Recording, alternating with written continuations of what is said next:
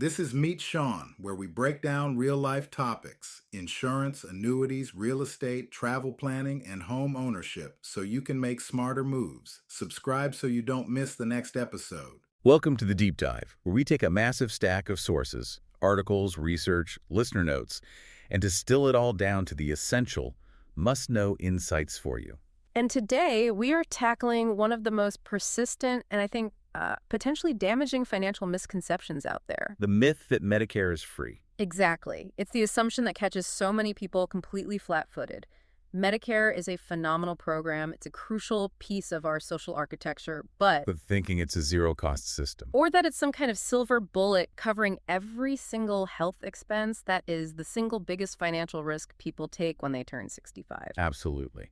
So our mission for this deep dive is to get past the marketing slogans and really prepare you for the real significant healthcare expenses. We're talking the predictable premiums, the painful out-of-pocket costs. And the often hidden gaps that you will face, even with what you think is comprehensive coverage. We've pulled together sources that give a really detailed, practical breakdown of these costs. And crucially, the specific options you have to manage them. So here's our roadmap for you. We're going to quickly clarify the 4 parts of Medicare, but then we're spending our time dissecting the money. Right. You need to understand that monthly premiums are pretty much mandatory for most people, especially for Part B. We'll detail how deductibles and coinsurance work together to create these huge, unpredictable costs. And most importantly, we'll get into the critical services like long-term care that are just not covered, which makes supplemental insurance a mandatory conversation. It really does. Okay, so let's unpack all this and start with the foundational information. For anyone who's new to this or just drowning in all the acronyms, what exactly is Medicare and who qualifies? Well, at its most basic level, Medicare is a health insurance program funded by the federal government. And it's for people 65 and older, primarily. Primarily, yes. But what's often overlooked is that it also covers some younger people who have certain disabilities and also those with end-stage renal disease, or ESRD. So it's a bit broader than just a retirement health plan. And to get in, you need to hit 3 key markers, right? That's right. You need to be 65 or older. You have to be a U.S. citizen or a lawfully present non-citizen. Okay. And the critical hook is that you must be eligible for or already receiving Social Security benefits.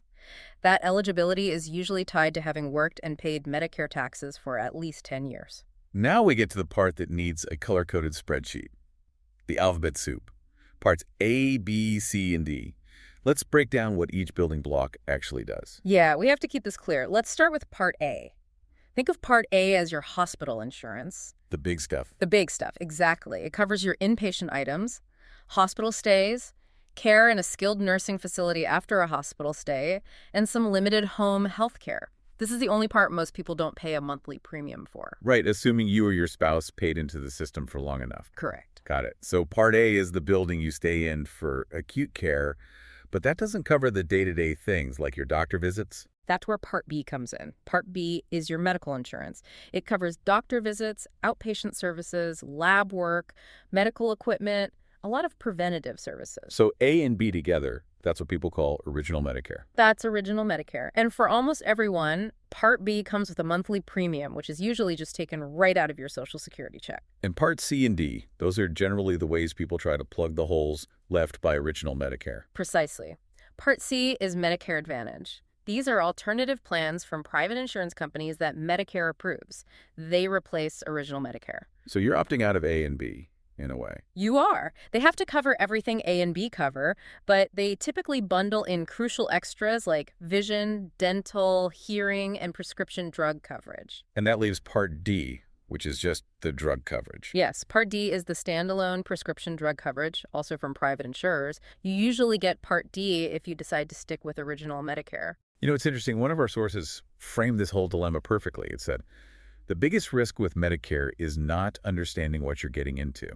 That's it right there. It's essential to educate yourself on the different parts and how they have to work together to really provide comprehensive coverage, because they rarely work seamlessly on their own. That brings us straight into the expected costs. If it isn't free, what are we paying? Let's start with that big recurring one, the premiums. So premiums are just that monthly payment you make to keep the coverage active. And like we said, Part B is the mandatory one for most people. These costs change every year. Sometimes by a lot. Yeah, based on the economy and how much medical care people are using. And some people pay even more based on their income. That's the IRMAA, right? The income-related monthly adjustment amount. It is. If your adjusted gross income is over a certain threshold, you're going to pay a higher premium for Part B and also for Part D. So our sources really emphasize that you need to be watching your income as you approach retirement. Absolutely. Talk to a financial advisor or even Medicare itself. Sometimes strategically managing your income can actually drop you into a lower premium bracket. But premiums are just the entry fee. The really painful costs come when you actually use the system. Let's talk about deductibles and coinsurance. Okay, so a deductible is pretty simple. It's the fixed amount of money you have to pay out of your own pocket before Medicare actually starts paying. Right. Part B has a yearly deductible for outpatient care. Part A has a big one, and it applies per benefit period. Meaning you could pay it more than once in a single year. You absolutely could if you have multiple hospitalizations that are spread out. And once you've paid that deductible, you start paying the coinsurance. Exactly. Coinsurance is the percentage of the bill you pay after you've met that deductible. With Original Medicare Part B, you're generally on the hook for 20% of the Medicare approved amount. And that 20% has no upper limit. That's the scary part. No ceiling at all. Let's use a specific example from our sources to really hammer this home. Let's say you have a serious medical event. Okay, imagine you have a knee replacement as an outpatient procedure. The total Medicare approved bill comes to $50,000. Yeah. First, you pay your Part B deductible. Let's say it's $240 for the year. After that, you owe 20% of the remaining $49,760. Which is almost $10,000. It's $9,952 for one service, even with insurance. And that accumulation of deductibles, coinsurance, copayments, that's why out-of-pocket costs can just destroy a budget. That's the entire motivation for our next section. This is where we get into the financial surprises, the hidden costs that catch people completely off guard. Okay, first up, services that Original Medicare just flat out does not cover, things people take for granted. The big three missing pieces are routine dental, vision, and hearing. So no cleanings, no fillings. No coverage for routine cleanings or complex dental work, no coverage for routine eye exams or glasses, and no coverage for hearing aids. These are basic things for maintaining your quality of life. Yeah. And you have to budget for them completely separately. 100%. And there's that crucial warning about Medigap, the supplemental insurance, which is supposed to fill the gaps. Yes. Medigap is great for helping cover those huge 20% coinsurance bills we just talked about, but it is explicitly not designed to cover routine dental, vision, or hearing. So that gap stays there, unless you switch over to a Part C Advantage plan. That's right. Okay, let's talk prescription drugs Part D. People sign up for it, they think they're covered, but the costs can be astronomical because of that infamous structure. The structure is incredibly complex. You have your monthly premium, your annual deductible, but the real problem is the coverage gap, the dreaded donut hole. So let's explain the donut hole, because its existence shifts the entire risk profile of needing medicine. It's a temporary limit on what your plan will cover. Once your total drug costs, and that's what you and your planner both spent, hits a certain threshold, let's say $5,000. You're in the gap. You're in the gap. And during that phase, you are suddenly responsible for a much higher percentage of your drug costs, around 25%. So your low, predictable copays suddenly turn into these really high payments. And that lasts until you spend enough to hit the catastrophic coverage level, where costs finally drop again.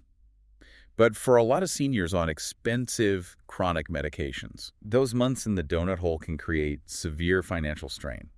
It can cost thousands of dollars out of pocket very, very quickly. You have to plan for it. Now, here's where it gets truly terrifying for long-term planning, long-term care. Yeah. What does Medicare cover, and what is the biggest surprise? The biggest surprise is that Medicare explicitly excludes the vast majority of long-term care costs.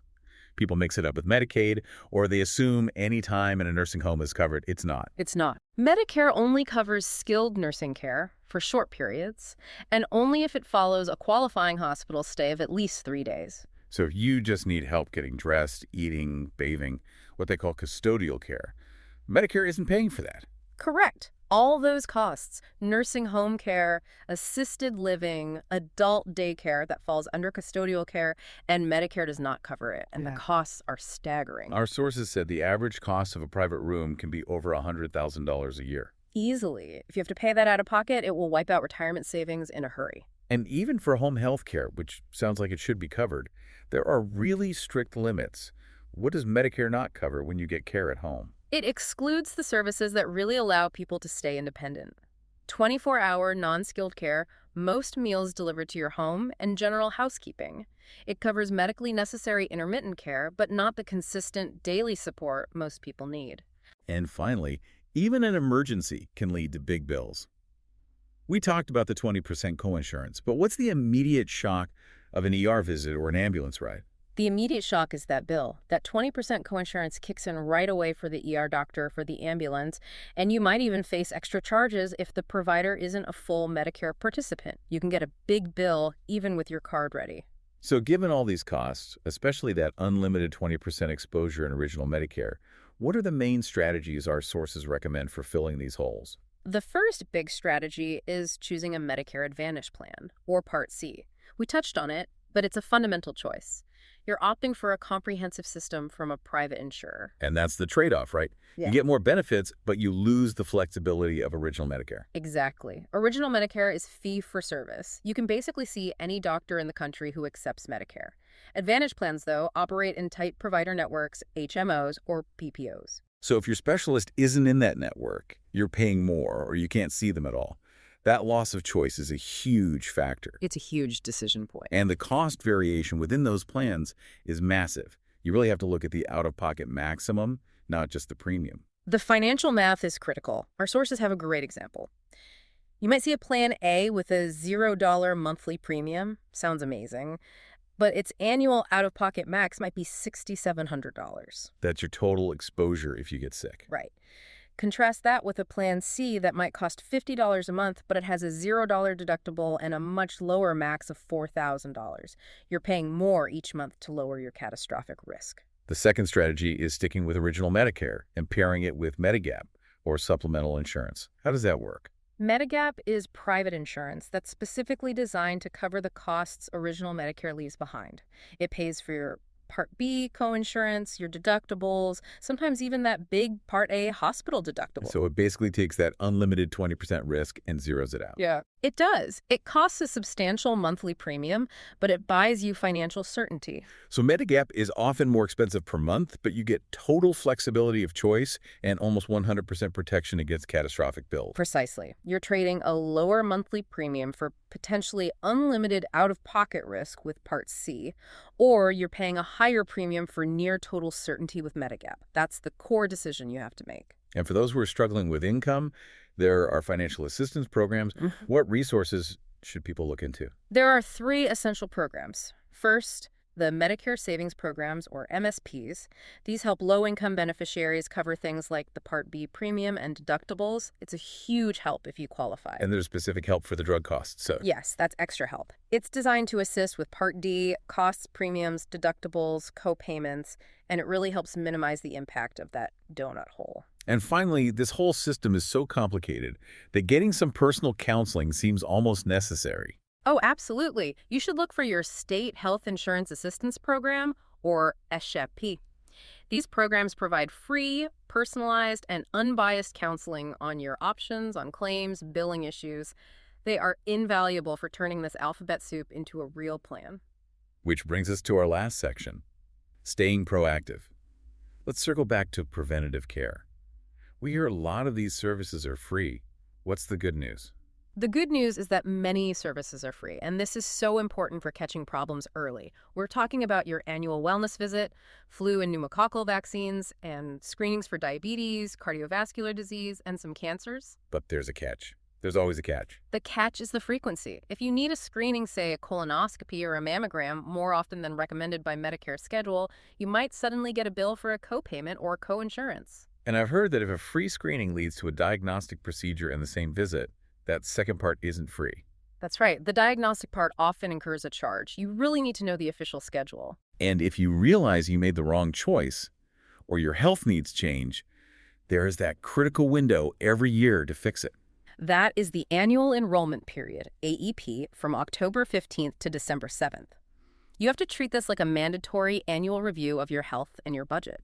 It's the key time you can switch between Original Medicare and Advantage or change your Part D plan. You really have to review your plan against your current medications every single year. Every year without fail. And for current, reliable information, where should you go? Always start with the official sources, Medicare.gov. That website and the SHIPs, the State Health Insurance Assistance Programs, are the most reliable places for unbiased guidance. Avoid third-party salespeople who are only showing you one option. The ultimate takeaway here seems to be about conscious budgeting. You have to track your expenses, estimate future costs, especially that long-term care gap, and actively save money just for healthcare. Planning for the inevitable is the only way to stay financially secure. Whether it's premiums, copays, or those unexpected huge bills, these costs are coming. Knowledge is your only real defense. So what does this all mean? We've seen how Medicare is structured, where the expected costs are, and where the financial traps are hiding, especially in dental, long-term care, and that terrifying prescription gap. And the essential challenge for you, the listener, is realizing that parts A, B, C, and D are not a single comprehensive package. They are separate, sometimes conflicting systems that you have to intentionally coordinate. So here's the final provocative thought for you to consider. Once you've selected your strategy, Original Medicare plus Medigap, or a Medicare Advantage plan, what financial risks are still completely uncovered? And how much money do you need to start setting aside right now, specifically for that single, absolute worst-case scenario, long-term custodial care? If knowledge is power, you are now powerfully informed and, hopefully, more financially prepared.